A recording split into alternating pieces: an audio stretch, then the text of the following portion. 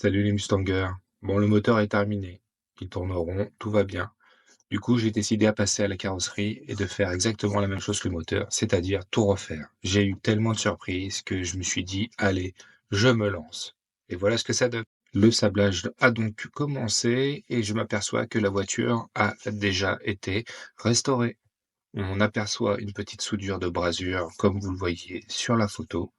Donc, je me dis, quelle surprise je vais avoir par la suite. On passe à l'avant et vous voyez le panneau qui est complètement martelé, bosselé. Je ne sais pas ce qui s'est passé, mais en tout cas, il est préférable de le remplacer car je mettrai trop de temps à le redresser. On passe à l'avant, si je puis dire, au niveau du berceau. Vous voyez en bout de la flèche, il y a une partie que j'ai meulée tout autour de vis. Et cette partie-là, c'est la maladie au niveau enfin, c'est l'une des maladies sur les Mustangs, c'est-à-dire que ça fissure, donc on rajoutera un cordon de soudure.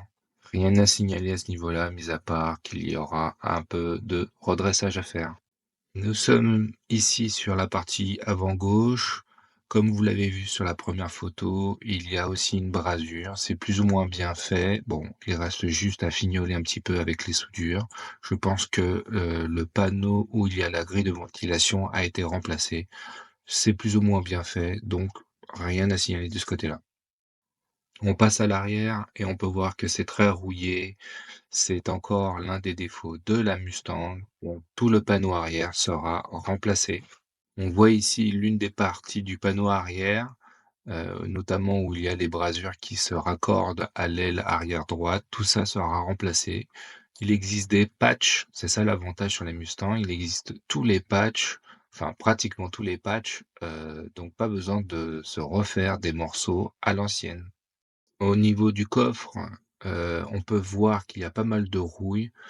Donc ici, il n'existe, je crois pas de patch. Peut-être il en existe un, mais il faut bien chercher. Donc du coup, je me suis créé une partie métallique et vous voyez en bleu la partie que je vais remplacer. Encore une maladie sur la Mustang, l'eau s'infiltre par l'intérieur et coule et stagne, du coup grosse rouille. Il existe encore une fois un patch, donc la partie en bleu va être remplacée. Cette partie-là, où ils ont fait une réparation, va être découpée et je fabriquerai un morceau pour le ressouder bien comme il faut. Cette partie est au niveau de la banquette arrière, il y aura juste un peu de redressage. J'ai de la chance dans mon malheur, il n'y a pas trop de rouille, ni de trous et une bonne épaisseur. Surprise au niveau, du montant du toit, je ne sais pas ce qu'ils ont fait. Ça a été martelé, troué, percé. Alors, il existait des outils pour redresser en perçant, on mettait son crochet à l'intérieur et on tirait avec un marteau à inertie. Bon, voilà, là, c'est la grosse surprise. Je suis en pleine réflexion car il y a un travail énorme.